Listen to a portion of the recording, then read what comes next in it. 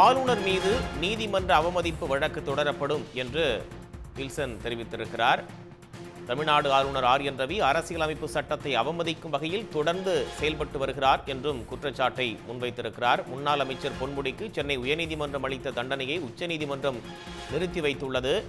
பொன்முடிக்கு அமைச்சராக பதவி பிரமாணம் செய்து வைக்க மறுத்த ஆளுநர் ரவிக்கு வில்சன் எம்பி கடும் கண்டனத்தை தெரிவித்திருக்கிறார். ஆளுநராக நீடிக்கும் தகுதியை ரவி இழந்துவிட்டார் என்றும் வில்சன் எம்பி தெரிவித்திருக்கிறார்.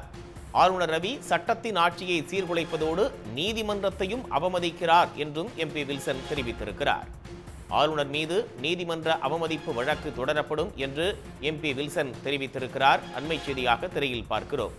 தமிழ்நாடு ஆளுநர் ஆர்.என். ரவி அரசியலமைப்பு சட்டத்தை அவமதிக்கும் வகையில் தொடர்ந்து செயல்பட்டு வருகிறார் என்றும் முன்னாள் அமைச்சர் பொன்முடிக்கு சென்னை உயர்நீதிமன்றம் அளித்த தண்டனையை உச்சநீதிமன்றம் நிறுத்தி வைத்திருக்கக்கூடிய சூழலில் பொன்முடிக்கு அமைச்சராக பதவி பிரமாணம் செய்து வைக்க மறுத்த ஆளுநர் ரவிக்கு வில்சன் எம்பி கடும் கண்டனத்தை தெரிவித்திருக்கிறார்.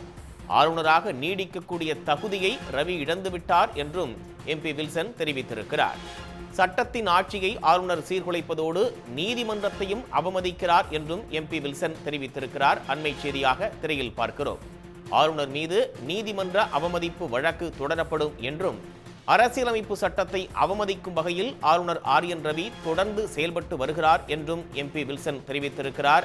முன்னாள் அமைச்சர் பொன்முடிக்கு சென்னை உயர்நீதிமன்றம் அளித்த தண்டனையை உச்சநீதிமன்றம் நிறுத்தி வைத்திருக்கக்கூடிய நிலையில் பொன்முடிக்கு அமைச்சராக பதவி பிரமாணம் செய்து வைக்க மறுத்த ஆளுநர் ரவிக்கு வில்சன் எம்பி கடும் கண்டனத்தை தெரிவித்திருக்கிறார்.